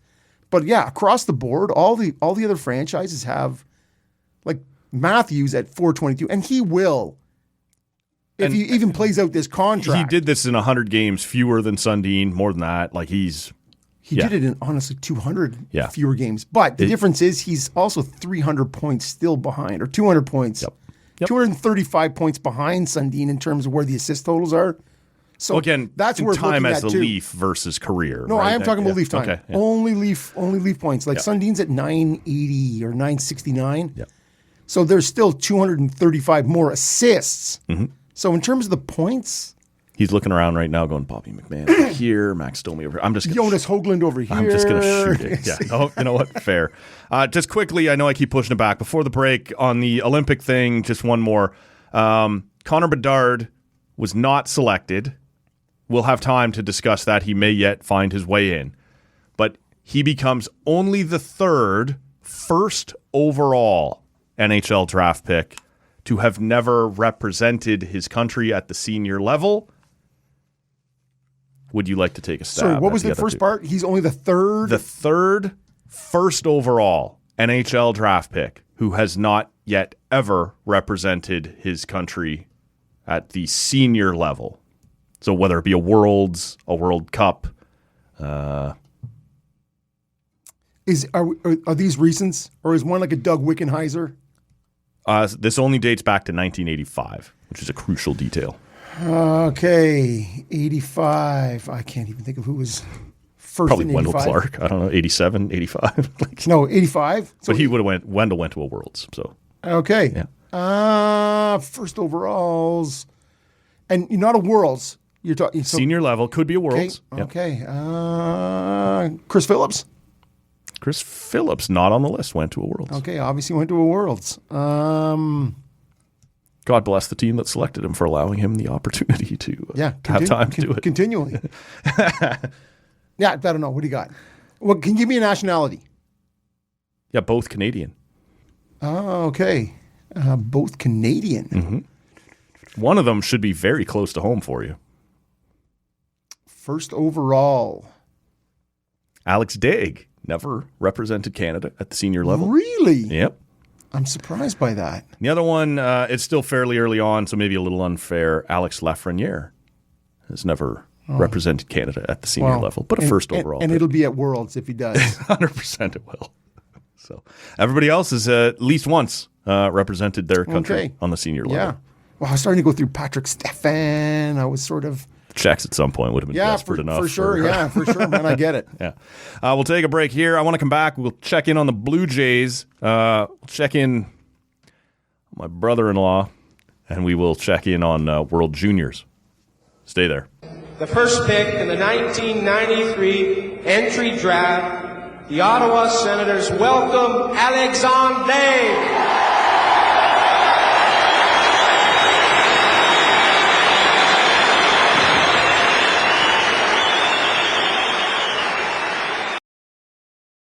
I was amused coming out of the the Winter Classic press conference when Gary was asked about the NHLers returning to the Olympics. He's like, "It's going to be great. Think of the four nations, but on steroids." You're like, do you fucking really think people think of your one-off, one-time great event ahead of the Olympics? Like, really, it's the four nations, but better. What's the Four Nations? Fuck off, Gary. Remind me again. You suck, Gary. You suck, Gary. But Gary, it's Tuesday. Nobody tanks. Shut up, Gary. Let's have a beer. You sound enthused, Matt, to take on the second half of the show. Well, I got a second beer, so I'll be good, and it's actually a significant step up from the last one. But I let off last time, and you're not waiting for me to get to you, so why don't we just do that? This is from Cameron's. Fucking guy. This is their, and I love this, the name of the beer is their Amber Red Ale. Oh. It's creative. What are you doing? I don't know. I don't mind the idea of just tell me what the fucking beer is, man. Like the 4 X's on it, Acme Beer Company. This is our Wile E. Coyote Amber Red Ale. Coming in at 5%. I'm looking to go in the opposite direction from you, Matt. Most people are. Except for when it's buffet time. Over here, it actually makes me think a little bit of an unsavory woman I spent New Year's Eve with. Oh, gave me a case. Who doesn't have? Yeah, gave me a case of the Drip Wizard, is what this beer is called. Oh, Drip Wizard. The Drip Wizard from Refined Fools Brewing Company down in Sarnia, Ontario. 6.8%. It is a coffee cake white stout. Oh, not at all what I was thinking. Okay. Well, it is exactly what I was thinking of. I'm drinking. Who's coming with me? Yeah. Pedal down here on the back half of the show. A mountain lion running downhill, man. Let's see. I like to do it the other way around. I know you do, and sometimes I can go that. It sort of depends on. I sort of snuck in that early or that extra green room bevy before we stepped in here, so I swapped out the order in which these were going to be taken down. Well, and post recordings, there's things I have to take down. And I find if he's a little wobbly. Overly indulge here in a late afternoon. It happens. My afternoon and early evening gets kind of away from me. Well, as you and I sit here, and we're going to talk about the World Juniors, and for people who are wondering why it's been held, it's because you and I are talking Sunday afternoon. The semifinal will go tonight at 8:30. So there's nothing we can say here in time for, but I do want to address some things. I know you do as well. So we're going to hold that till the end. We're going to talk some Blue Jays here in a second. But yeah, it's a bit of a, triage the topics. But as you're talking about what you have to go home and get done, I gotta stay conscious through. Can we be done with the 8:30 p.m. start? Like, I get it. It's not 6 a.m. It's not like when Canada hosts in Vancouver. They still just it's 4 p.m. Vancouver time. Yeah. They tee it up for 8:30's been harsh on me, man. I'd rather an 8:30 a.m. or a 7 a.m. game in Ufa, Russia, than an 8:30 Sunday night. It's been hard, semifinal. man. I got to be at work on a 100%. First day back, next day. Now again, it's wrapping up by 11-ish. Still, and I get it. Like I can watch the third in bed if I need to, and whatever else. But I'll be happy enough to see the 8:30 p.m. starts. Spoiled Leaf viewer right there. As opposed to all those 8:30 p.m. Senator starts you're used to. You're the ones where you go and they show up in Vancouver and you're like, fucking right, man. Sorry, Vancouver. You will play when we tell you to You're in play. prime time today at 7 p.m. It's true, man. Yeah, so. Love that. Whereas Ottawa rolls out there and like, hey, could we. Shut up! You guys are getting dressed on a 10 bus p.m. today. That's how it is. Yeah. Forget it. True. So don't give me your shit. I have a problem, man. Yes, many. I have so many problems. So many problems. It's been brought up on our social media a few times that I'm telling less stories about the brother-in-law. Yep. And it's only for familial harmony. I would say he's been behaving better. Oh, good for him. And now it's coming up again. Now we're back. And there's a few different reasons why this is at play. On Christmas Eve, we had a bit of a get-together with some of the extended family as well. And he mentioned his retarded cousin. And a bunch of people's eyebrows raised. It was like, oh, I've got a reaction. I'd better use that term 300 more times today and throughout the rest of the holiday season. Nice. And I sort of have, and you know what, we've talked about this one before. Like in high school, I used that term all the time. Yes. There was numerous homosexual slurs I used all the time in high school. And you just sort of are like, it wasn't that cool. And I now see why it was upsetting to some people, and you just move on from it. I don't feel like I've lost much having removed it from my repertoire. The small joy you once gained is far outweighed by the hurt that it could do to somebody else. Sure.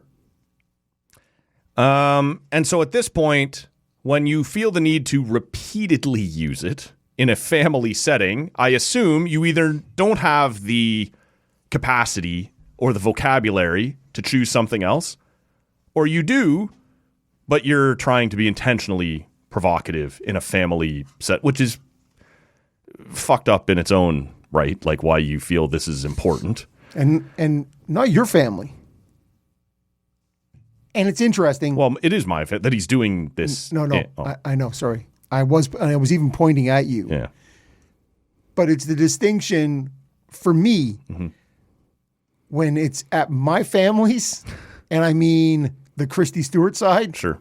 When we're doing that and I say stupid shit or provocative stuff, and it happens. Of course. Occasionally. And maybe I say something I didn't love. I don't keep saying it. And all I'm saying is I take the blast. I take the blowback on that because it is my family. Now, when I go to the better half side of the family, I won't make that mistake. Which it still is family to me, but it's not my family. So I don't have the forever history. Sure. You are still I'll use me in this case. I am still joining somebody else's already cohesive unit. Yep. So it's not the same as me at my family dropping that word. Yeah. Or any other words that in the last 30 years have went poof from. And I'm not even overlooking, like, if somebody, you or anybody else walked in and we've had a couple drinks and we're laughing hard and you whatever, and you do throw one of them down, it happens, right? Yes. It shouldn't, but it does. Yes. But the fact that I saw everyone else react to it and went, oh, okay, I should keep doing it. Yeah. No, then you're an idiot. And I just wanted to draw the line between, because family, he is family to you. Sorry about that, Matt. That is the way it is. Yeah. But when you are an addition to somebody's family, you should be trying to not rock the boat. And we're not an make easily waves. offended family. People are cursing at each other, busting on each other, making fun of each other, and it's all fine. But I look around my family and go, it seems like most people here have the capacity to find other ways to make fun of each other. Like, I don't need to rely on this thing that is provocative for no reason, right? Or flat out offensive. Sure. So there's that. There was a brief pontification on how people who read books, ebooks, on their tablet or their Kindle, or people who maybe enjoy an audiobook aren't actually reading, which was charming coming from someone who hasn't finished a book since Go Dog Go in the 3rd grade. How was C-Spot Run? C-Spot Run. Was that not the... You make me weightless. No? Yeah. I think I might be right on this. No, you are. They can't have had more than one bang. No, that is the one. And I like that song, Weightless, but it's all right, C-Spot yeah. Run. But Okay. C-Spot Run was also a book. Yeah, as was Go Dog Go. Yeah, sorry. It was a bit of a banger. I didn't want to disparage your personal selection. Sure. So that was the thing. But I got to be honest with you, man, and I texted you But about this. that is a take, though, that is not your brother-in-law's alone. No, I know, and I've heard it. Some people feel like... I have heard the audiobook thing doesn't count. I've never heard ebook doesn't count. Well, if I'm using my eyes to read it, yes. I'm fucking Is it reading on a tablet? Is it on a phone? Is it on a Kindle? It doesn't matter. I'm reading a book. And as somebody who works in... A library? There's a pile World's of that... sexiest library. There's a pile of that shit going on, man. Right. Like a huge amount of people, that's how they consume. But my objection to this, my offense taken to this is, in whatever way you're taking down your book, you're trying to learn something. You're trying to take something on, as opposed to just standing over here. And, you're not reading. You're not reading. You're not reading. You're not doing any of these. You haven't read anything. You're not reading anything. But here's the big one, man. This was ominous to me from the very get-go, and it hadn't even crossed my mind before I went down there. I felt this. I felt this when you sent it to me. Yes. I felt it in my core, Matt. You and I talked, whether it was on the last Monday show or the Christmas Eve show, that my nephew was getting into hockey, and I thought that was awesome. But that he's not very good yet, right? And He's working at it. He's a beginner. and his cousin is very enthusiastic, is more engaged or more entangled for whatever there's hockey on his TV at home, and his dad has Generals and Pete's tickets that he takes the kids to and whatever. So you're just sort of by osmosis taking in hockey, whereas my nephew he's just getting into it, and it's not on at his house and whatever, but he's enjoying it, so that's cool. It never dawned on me until it absolutely dawned on me all So it in was one. hitting you right in the face like a cheese grater. All of these things that my brother-in-law was an expert in: vaccines, pandemics, economic policy, Terrorists. reading, apparently. He's now an expert in hockey. I've been to an arena at 6:30 a.m., Matt. I know shit. Hey, And that used to I've banged on the plexiglass at my 6-year-old kid. I know shit, Matt. that was my respite. He couldn't have possibly cared less about hockey. Occasionally, he would walk by my mom and I, tell you why the Leafs suck. couldn't have named a player on the Leafs, couldn't have named a player that they were playing. Blows, I know that. I can just tell by all of looking these at things. And that's fine. That's just a trolling. the little button hook thing he does there every time. Fair enough. But now I love hockey and I know hockey. Yes. And not only do I love hockey and I know hockey, Matt, while that was your respite and I would go do other things while you were watching hockey, I will now sit down right beside you. You see that, Matt? Hey, Matt, what'd you think of that one? Was that a good play, Matt? You like the power play setup on that, Matt? Yeah. Stop! You're ruining this for me. This was my thing. This was the thing where I got 2.5 hours uninterrupted.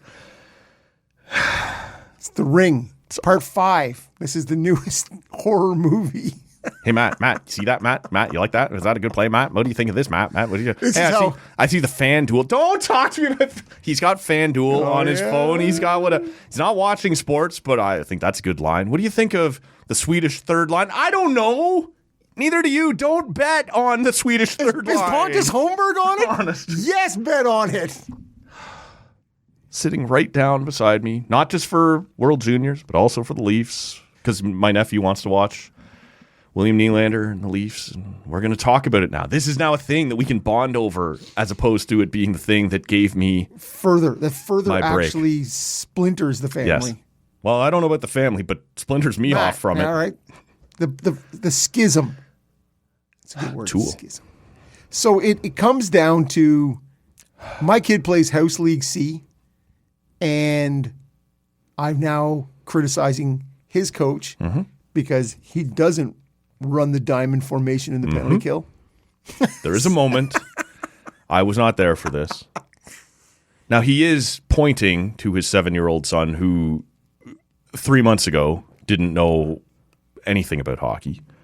He's saying, see on this 5-on-3 power play how they're forming a like, no, he doesn't. Just leave him alone. It's just fun, right? It's just supposed to be, stop making it work. Stop making him study it. But that's parenting stuff. That's not me. I don't get to see how only 2 of those 3 guys are moving on the triangle. But there is a moment, apparently, in this game, because he has told his son, no matter what happens, when you get in the zone, go to the front of the net and stand there and wait. You don't tell him what happens when the puck comes out of the zone, because everyone else is now playing back down in your own zone, and my poor nephew is standing in front of the offensive He's goal. The permanent F3. Matt, slapping his stick, demanding a pass from a team that doesn't have the puck 200 feet away. Everybody calls that the beaver tail. Doesn't matter what age, what level. That's the kid over there slapping the stick. And I feel like my nephew doesn't know that's embarrassing, right? Like he doesn't know, hey, you should probably go back and help. Because his dad told him, stand there. When dad should have said, how about you do what the coach tells you to do, right? Like, yep. Well, that, Matt, involves a little bit of humility. Yeah, well, and understanding, yes. Self-awareness. And so it's funny, as somebody who spent decade plus in the minor hockey system, some coaching, some not coaching. Some palm slapping, some not. 100%, man. I'm a corner guy. Yeah. I'm down in the corner. Yep. And I never, only positive. Anyways, it comes down to the number of people I heard say to their kid, $10 for a goal, $20 for a goal. Whatever it is, the numeric, the monetary emphasis on a goal. And I was talking to somebody just over the Christmas holidays. When you watch a house league rep B, like level minor hockey, when you see a nice pass that sets up a goal, it is far and away a better play, a more impressive thing. Sure. The nice pass, the nice assist that sets up a goal, when you see it at that level, that if you are gonna, in a lack of judgment, pay your kid to get a goal.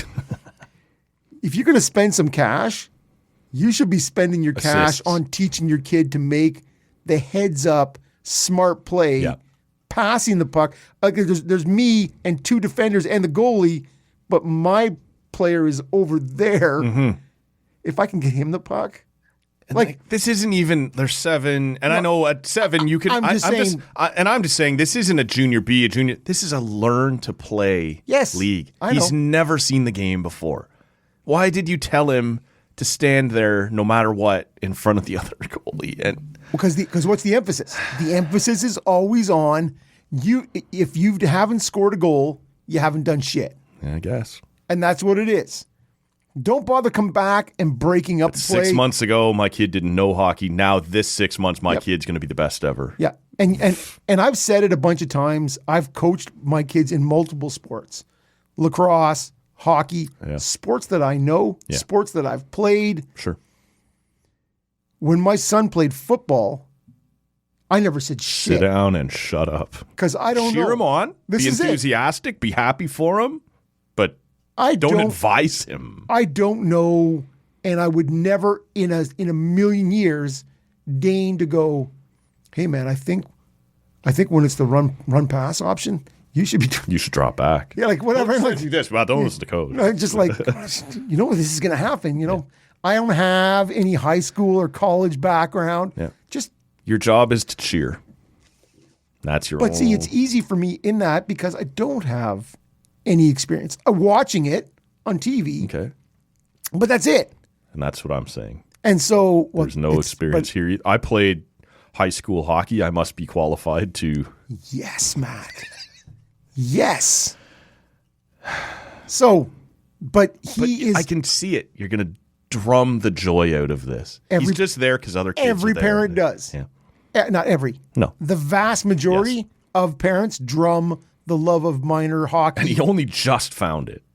Well, and the worst part is, and what I was maybe trying to illustrate here is, your brother-in-law is wading in to an environment rife with others who are like, I watched Coach's Corner on Saturday night. I know some shit. Yes. And so hockey is the thing where it doesn't matter if you've never played a lick of it. You've watched it since you were 4 years old. You know something. You feel like you are an expert. And that's how you end up with a podcast. But how dare you? And you know what? As bad as the coaching he's giving his son, the fact that he's sitting down beside me and rank those two. Power rank those two. Which is the more grievous harm? The sitting beside me. Yes. Because it impacts me. About 300% more irritating. Yes. When they leave the cottage, I have no idea what's happening to the poor young man who's trying to get his Timbits action underway. But so that was my holiday season, was noticing that the one area where I usually had 2.5 hours of free space was now communal time. We're going to talk about this together, I guess, and wasn't good. And we've all talked about this in the past in other ways. It is text or email is not always the best way because you sort of read it in the mood you're in. It'd be fine if you wanted to just text me. And so I am festive. I'm feeling good. And yes, I pick up my phone and I go, hey, what's Matt saying to me here? Because normally when Matt heads to the cottage, Matt is a fucking ghost. Yeah, like yeah. And I don't reach out to you because I don't even know if you at the cottage you get them. I'm happy with people not knowing. Yeah, and it's fine. And so, and I'm sporadic in my. It's the holidays. People got shit going on. I had the best time. So I see this and I'm reading through your text, and it's a bit of a text chain. It was a rant as much as anything. And I came from the sunny side. Sure. And I'm not sitting beside him. And I'm reading it and I'm like, oof. Like it was body blow. For sure it was. Damage. It was, and I'm like, oh man. Yeah, and I oh good. Yeah. You like hockey too now. I could totally feel it's like this is my little safe haven. This is the one place I've found. I'm going to go home over the summer and find out he loves Rancid, and we're going to talk about Rancid for a couple of months. Nice. Yeah. So that's that. Well, it's January 5th, Matt.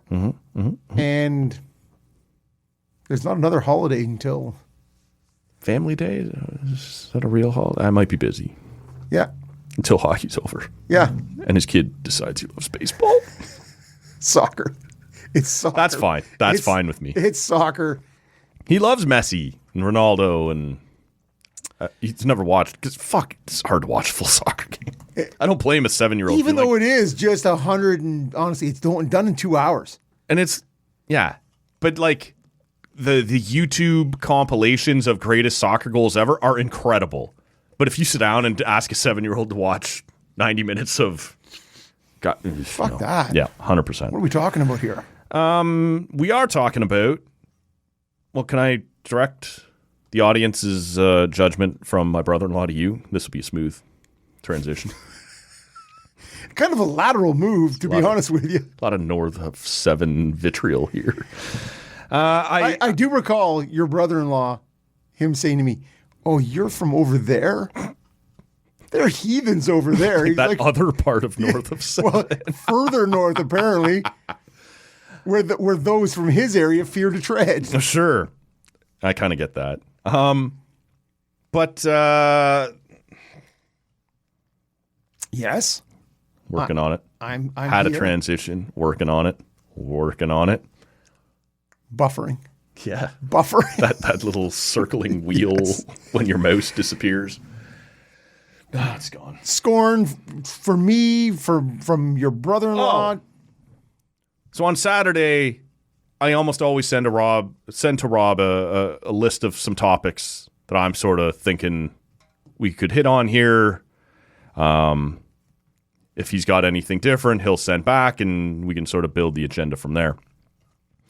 So Saturday evening, I sent a text that said, "Hey, outside of the obvious, anything on your mind we should get to?" You're like, "Nah, just Olympic rosters, World Juniors, and Blue Jays check-in." There's a part of me over here where the little hamster's on the wheel going, so what was the obvious? If these are the things outside the obvious, what else has happened in your holiday season? I thought you were going to be bringing more to the table, Matt. But Just to be clear. Yeah? Just clarity, Matt. Because Do it. you Do weren't it. bringing it. Clarity. yeah, That's all. Every Sunday we could roll in here with the obvious, and which in this week, in my opinion, was Olympic rosters, World Juniors, and you said Blue Jays check-in. I wasn't sure in that moment. Had you seen the news? Okamoto? Yeah. Kozma Okamoto. Okamoto. Oh, I'm glad we have a new, because no one's heard from Kyler Yamamoto in quite a while. Yeah, Like, exactly. A couple months. You're out, bud. The Blue Jays have made another significant acquisition. 4 years, $60 million for Kozma Okamoto out of the New York Yankees of the Japanese League. essentially. Yomiuri Giants. Yeah, big deal.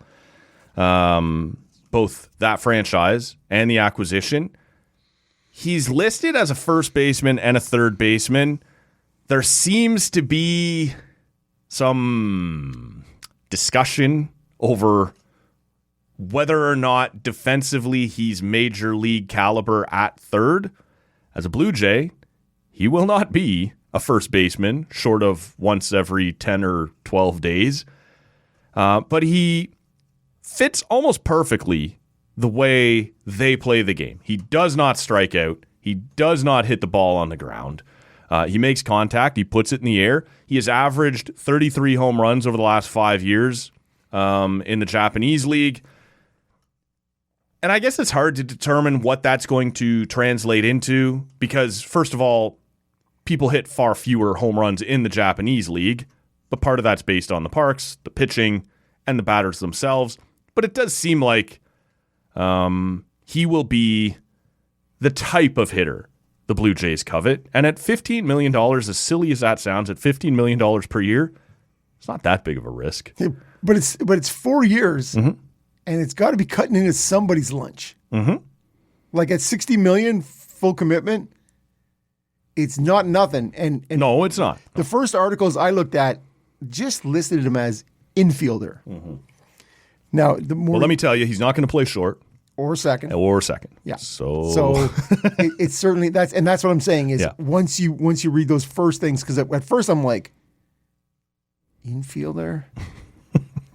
Because honest to God, I knew nothing about this guy Sure. prior to this. Like I'm going to be like, Yeah, no. my awareness of a lot of things that happen in the Nippon Baseball League. Right. But he is a legend there. And he's only 29. 29, yeah. Yeah. So 4 years. It's not. No, it's the But age this is goes right. both ways, right? Like we have seen guys come over and dominate. We have also seen guys come over and be Yoshi Tsutsugo, who not so good, right? Has been back and forth between the Cubs and the Rays a little bit. And so I think people are expecting a little higher than that. But when I say $15 million and it's only $50 million, it's not crippling if it doesn't pan. No. But so what you're saying though is this is a guy who is going to be a third. Yes. Or he's going to Serviceable. sometimes DH because I want to see the strength of his arm because to me that is what we're talking about. Well, and you have now forced an already crowded outfield to now have Addison Barger because he's not going to be playing third. Right. You have Santander, you have George Springer, you have Vladdy, and now you have Okamoto as guys. And Ernie Clement. Well, except Clement in a platoon situation can play short. He can play second every day for you if you want. He can play a little first and he can play third. But there are a lot of guys tangled up here because George can play some outfield, but you don't really want him to. Vlad is going to play first, and that's kind of how that's going to go. Now, Barger probably isn't going to play much third, so he's going to go to the outfield with Santander, with Loperfido. I don't know what's going to happen with Nathan Lucas now. Like And nothing. Yeah, there's some sort of tough decisions to be made here, and I don't think they're done. Even if this means they're not going to get Bo or Tucker, and I don't believe that that's off the table. I do now believe getting both is off the table. But you still see, as of Sunday, reports saying Jays are still a leading candidate for Tucker. Yeah. So I could see that, but I do believe whether they sign someone else or not, there's a trade coming. You're getting a little, you could get a reliever. Can it please be Santander? Can you trade Santander? I think people are a little down on Santander. Well, I'm only saying if you need to remove somebody, it's the guy making that money. But his money's not terrible. One season removed from 44 home runs. I'm just saying. I expect Springer to take a big step back. Right? I think he'll take a step back. How big remains to be seen. It's a reasonable concern. Fine. Yeah. But you just laid it out. It's crowded now. You have in center field, you already got. Well, you got Varsho. Varsho, thank you. Yeah. I'm like Dalton Varsho. Well, and you have Miles Straw looking to you're going to have to do something with out there. So if you were ever, let's just say you were ever to go with Tucker, that's the name I choose to go with. Sure. You're going with Tucker, Varsho, Barger? Is that what you're looking at with occasion? Could, but now Santander's got to fit in there somewhere. That's what I'm saying. If we could somehow remove. But I don't think anybody's taking that contract off your books. I just don't think it's the biggest debacle. Right. I'm just saying. So if you have moved, you're starting to move. They keep throwing money out there. Mm-hmm. You keep throwing money, and you're bringing in more pieces, and that's fine. Everyone loves that. Everyone loves more options. There was a rumor middle of last week that said a deal to see Barrios out to, I believe it was San Francisco, is all but done. Now, nothing's happened since then, but that would take some money. What would come off? What would come back from that? Cash future consideration. Because you got to be looking at with the money he's got left, and to send him to the NL West. But if you sent him to the NL West, all of a sudden Okamoto's money is now just Burritos money. All I'm saying is you'd be happy for anybody to take. Just take it. Just give me nothing and take. This is it. Yeah. Take the money away and whatever we don't need to bring anything back. And you almost don't want to see anything come back. No. And that would be the complication is bad deal for bad deal. And when Barrios signed that deal, I don't think it was a bad deal. He's in a bad spot now. You would be dealing him at an all-time low. They traded for him, and he came in, and he was going to be your day one starter. Mm-hmm. Number one in your rotation. And was very good for a couple of years. Yes. And it's just now but they've pushed him out. Cody Ponce coming in. Yes. Obviously, Dylan Savage. Cease. Yeah. All those things, right? And you sort of look at it and go, you don't want anything back. But I'm saying you are now adding more pieces. And when they talked about Okamoto and his flexibility, he doesn't really have that much flexibility. Right? You are talking about first, third DH. Well, and it says he can play some outfield. He's played 21 games since 2020 in the outfield. So it's the same way that, you or I could play goalie, right? Like, I guess no one else is here. 21 more times than I played goal. But you know what I'm saying. I do know what you're saying. Yeah. And no, you never need to see that. Right. And so I'm just looking at with not even without Tucker, if you went with Barger, Varsho, Santander, that's your outfield. You better be hoping Varsho's got his legs back, and he's yeah. Well, I to me, he's a Gold Glover out there. Yep. This is to me. How much is his arm going to bounce back? But Barger and Santander in the corners, not helping you defensively. Well, I'm willing to. You do have Straw. You do have Lucas. Well, you do have in defensive situations. Wait and see on Barger. Like he really last year was in right field. His first huge exposure to right field. Yep. And he had the cannon of an arm. Man, the 99 mile per hour throw from right field to third base. Yeah.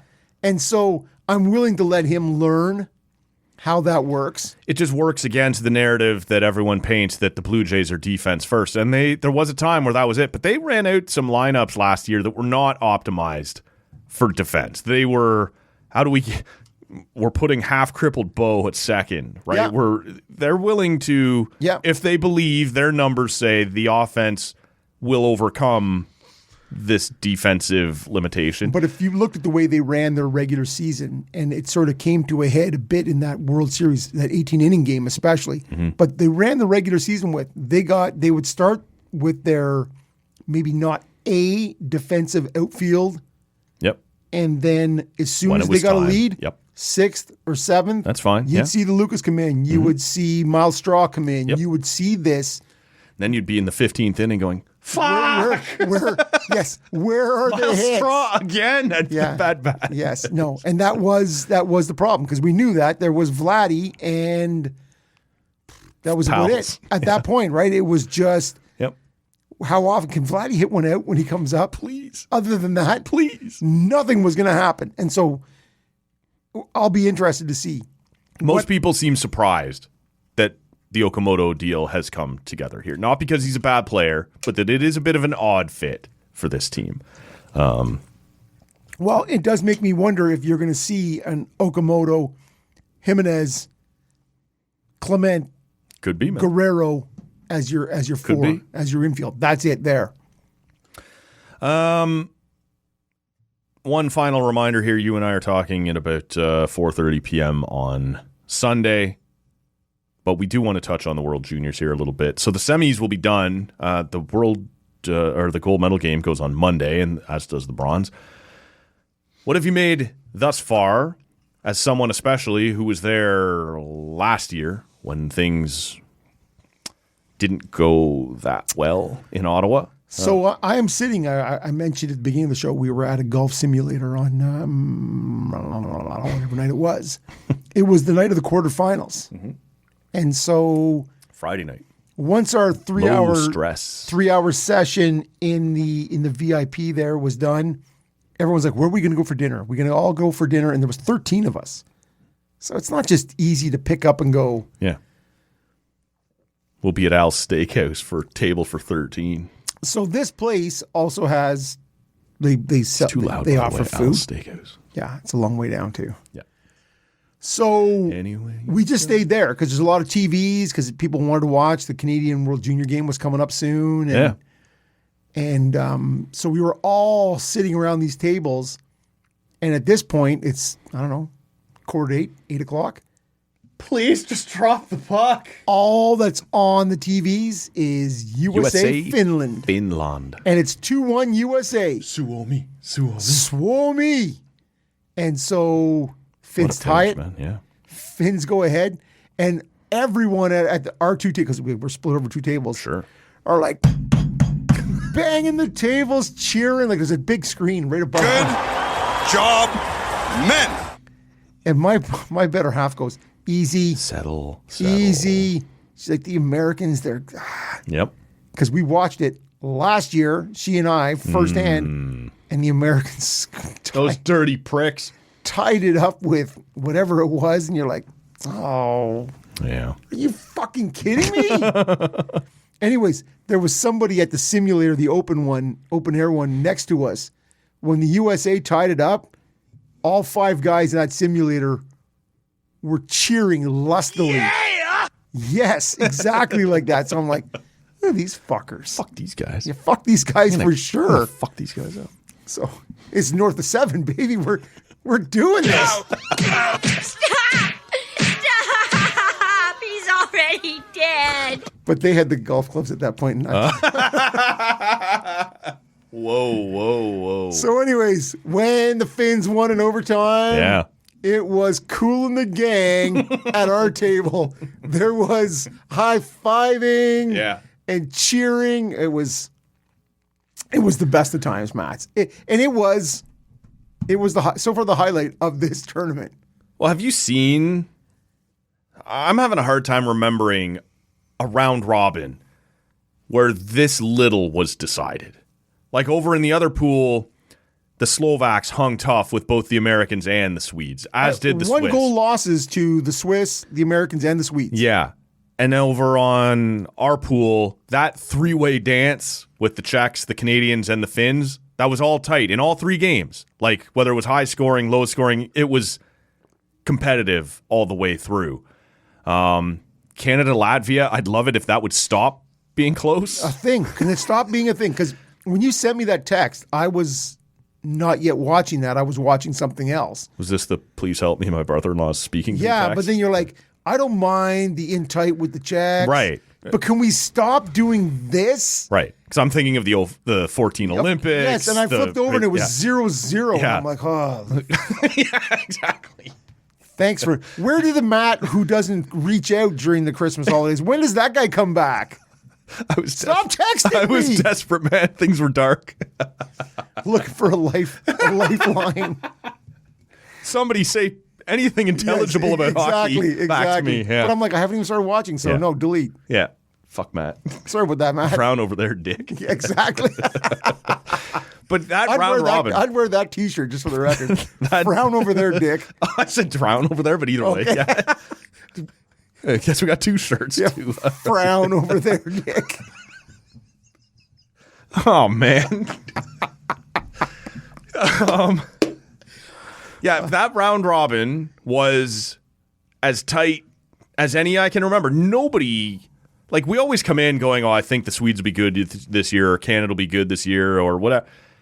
Nobody looked all that good or all that bad. Now, the quarterfinals, Canada busted out against Slovakia, and you're like, okay, what do I make of that? Because Slovakia held tough against these other teams, but they are also a team you should beat up in a quarterfinal. But the Americans and the Swedes did not. Did not. It was an interesting round robin to watch. I thought it was as competitive as any that I've seen, at least recently, and you start to go back too far, these other teams aren't competitive. Your Germanys or your... At least this year it looked like... Denmark. Yeah, Latvia. We used to beat them up. We don't anymore. Well, and they have 15 arenas in the whole country. Right. We should beat them up. We should beat those guys on the regular. Yeah. See, to me, I came into this expecting great things from this Canadian team. Mm-hmm. They went 7-5, and it looked like nobody against the Czechs in the first round. 7-5, yeah. And in game one, in the opener.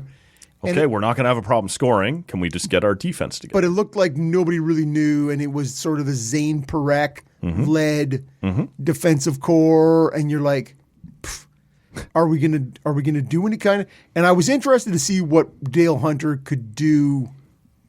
I have not been in love with Dale Hunter in this tournament. With this, right? Yeah. And so then it came down to the 2-1 overtime win over Latvia, and I was further. My sails were not filled with wind, right? With this too, and I'm like 1-1, 0-0, which again, it's an unwieldy. Enough columns in this. Yes, exactly. Yeah. And then you come out and you kind of smack down the Danes, and you're like, that doesn't. Take that, Denmark. Yeah, it's a throwaway game. Although at the Worlds last year, yeah, not so much. That whole thing. So it was really the Finland game. And again, it left me, it was 7-4, I think was the final there. 7-5 either way. So either way, it didn't fill my sails. The same like, Yes. that's a fun game. That's a great New Year's Eve game. Did it have me walking away going, we're good to go? Yeah, no. It did not. No. And again, and I've been at enough international competitions, and sadly, the ones where you're there and you're like, okay, we beat Germany 4-1. Yeah. But Germany beat those guys 4-2, and we play them next, so we should really, You're trying to extrapolate what can I take from these things. And well, so we saw that in the Czech-Finn game in the round robin. You're like, went to overtime, yes. 2-1 or whatever it was. Yep. And you're left with, okay, what? But then the Finns put a 4 spot on us. Now again, we scored 7 on them. Mm-hmm. So you're just left with, I don't know if this team can defend, and I'll be interested to see now when we have another crack at the Czechs. Yep. What is this going to look like tonight when it comes to defending? And who's going to start in goal? It's got to be Ivan Kovic? See, I did a show on Friday solo. I thought it was a tough call. What do you do? Because Carter George last year was the only reason Canada was even competitive. Was awesome last year. He hasn't been awesome this year. But it's been chaotic. He's your guy. I wasn't sure what Dale Hunter would do. I wasn't sure what I would do. But once you went to, because it's tough, right? You haven't been the guy ever for us, but now you are in the quarterfinal. And you don't get a good read when you're playing the Slovaks about how good or bad he is. But once you've made that call to go to him in a win or go home game, I think you stick with him now. I think you're right. But in the last 2 years, we have seen the Americans. It's an interesting strategic... Of bouncing back and forth? Well, of having a guy, and it was Trey Augustine for them at the time, and then in the quarters where you have won your pool, you have a lower seed, an easy quarter, put in somebody else, rest your guy, because the semis and the finals are always back-to-back, and you just trust you're going to get it done. I don't think... And again, everyone, by the time they hear this, will know what's happened. Yes. I don't think that's what Canada has done. I think Canada has gone to Ivan Kovic. But because you have Carter George has made his way to Owen Sound. He's 944 at the tournament last year, like 850 something this year. He was again, great at the tournament last year. Yeah, it's such a small sample size. But Ivan Kovic, who went from Brampton to Michigan. Mm-hmm. And has played over 20 games as a 19 or 18 or 19-year-old. Yeah. So to me, I think at this point, despite Dale Hunter being the OHL guy, saying, well, once you did this going into the quarter and you won, obviously, I think you got to stick. I don't think they went into this thinking of that American strategy, rest our clear number one. I think their number one was faltering, and you had to make a tough call, and they made it. Well, I can't imagine they're going back to We've Carter talked George. about it with the Olympic selections. Yeah. I would like to see, I don't care what you did last year, what are you doing in this short tournament right now? Yeah. Like, good. Were you just named to this team with a worse save percentage than Tristan Jarry and Joel Hofer and both the Woods in Colorado? Well, that's what we need more wood. That's what you and I both said. We need Skinner. No. Well, worse save Blackwood, percentage. Wedgwood. That's all we're asking. That's all. Let's not get. Well, and yeah, when we did that, I don't need you any had Wedgwood, Skinner. I don't need any Jarry. I don't need any. But yeah, all those guys have better save percentages this year than Bennington. I'd take Greaves out of Columbus. Also better save percentage, Jeff Greaves. Thank you. I'll do that too. Jake Allen. All of them for me, man. Ahead of over Bennington, yes, I agree with you. So to me, I don't know what to expect tonight. No, I know that this Czechia team has a good D, and they've had our number. Fuckers, right back to Nagano. Well, and knocked us out of this tournament the last 2 years in a row. You don't say, Matt. You don't say. I was sitting right there, paying good, hard-earned money. Wow. Or earned money. And so I'm at the table on. I was moistening a stadium seat on whatever night that was that the Americans got knocked out. Mm-hmm. And Friday night. I'm sitting with my brother-in-law's twin brother, who I've met only once before. So your interchangeable brother-in-law. For sure they are. They are absolutely, they're identical twins. Could I have one? I'll trade you one.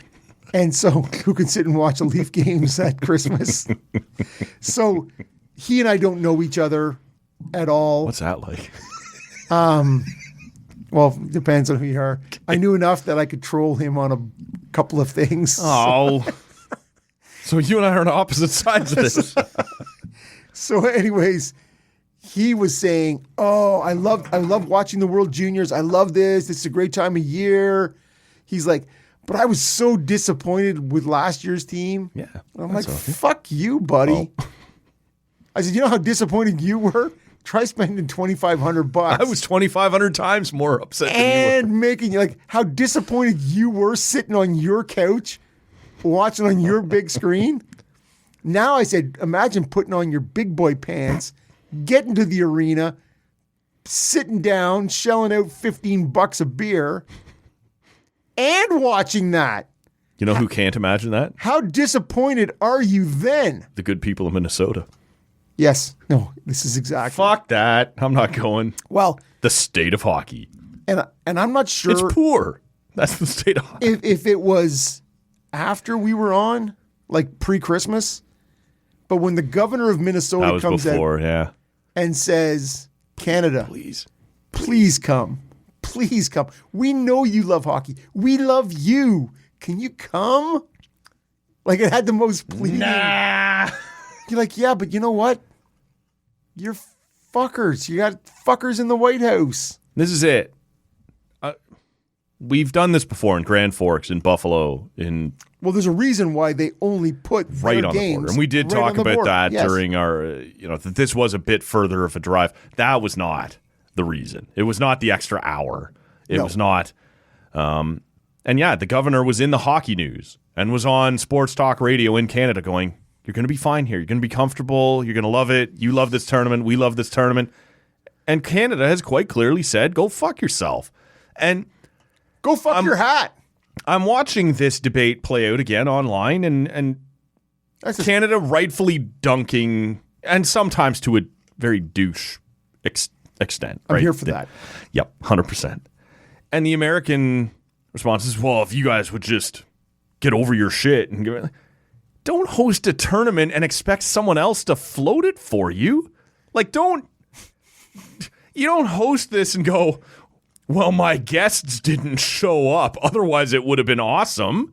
This is the state of hockey. You bill yourself as that. You love college hockey, high school hockey, and you can't sell out a junior tournament. Now, I've seen some obnoxious ticket prices, but this isn't just about Canada not showing up. The USA games, especially early on, were drawing like 13,000 in a 19,000 seat building. Last year in Ottawa, Rob was paying to be part of 13,000 to watch Germany, Latvia, or True whatever story, it was. So, yeah, you have drawn a bad straw here in terms of the time that this is played out and the world events that have taken place around it. But you don't get to point at Canada and go, "We'd have been successful if you'd have helped us." Fuck you. I've invited you to a party, Matt, and can you bring all the drinks and the food? Yeah, I'm just going to stay here with my drinks and food. It's going to be awesome. Yes. And I'll watch on TV. It seems like that may not be a very... No. That's not a viable option to a successful tournament. No. And again, to blame... Canadians showed up in Buffalo and in Grand Forks. Actually, Buffalo in twice. back-to-back, yeah, exactly. Yeah. So we'll help you when you're not being dicks. Well, how be about a better neighbor. Yeah, how about don't make it super hard? You still have my snowblower and my lawnmower and my table saw, and you're into me for at least 4 cups of sugar. Like, what are we doing here? You're a bad neighbor. Plus, you're going to read my Twitter when I cross the border, and that's going to get me in trouble. Like, my Twitter's problematic. And really, that's the understated part of the whole thing, right? Can we take your picture and get your fingerprint and read your social media? Yeah. Could we? You know what? I think I'll sit beside my brother-in-law back at the cottage and watch the game. Could we not just? I won't end up in El Salvador. Anal cavity search. Like, what are we doing here? I'd rather you didn't look at my socials. Can you put your fingers in my bum and we'll just go with that?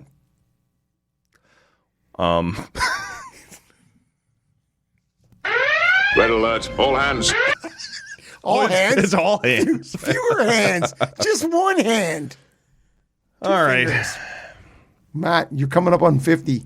The prostate. No, I'm not. The prostate search is a thing. It's all hands, man. Search, not search. Check. It's a check. It's not a search. Well, if you're in there, you might as well search. Got the Mars rover, got the prostate rover. We got all kinds of things happening here. Oh, I should hit that red alert again. Yeah. No. 100%. All right. I have no idea what else is coming up this week. I firmly believe that Canada will win, though. Okay. I'm feeling a Canada-Sweden gold medal game. Jodie Sweetin? Jodie Sweetenham. Stephanie from Full House? Oh, yes. Jodie Sweetin. Okay, there you go. No, Okay. Uncle Jesse. Well, pin a rose on your nose. This is off the rails. Let's get the fuck out of here. What are you doing? Gotta eat something. I gotta pee. All right. We're back. Hope you enjoyed your holiday. You're stuck with us again here for the foreseeable future. Love it. Checking out for Rob. My name is Matt. We're on social media at Talk and Audio. Subscribe to the pod wherever you're hearing us right now. Judge us in the morning on how this is all played out. We'll talk to you later. See ya. I've got nothing here. You're giving me baseball and hockey, and I got my keister blowing in the wind. I'm made to look like a fool here. That's just dumb. I don't want anything to do with this place. This place is run by a bunch of children.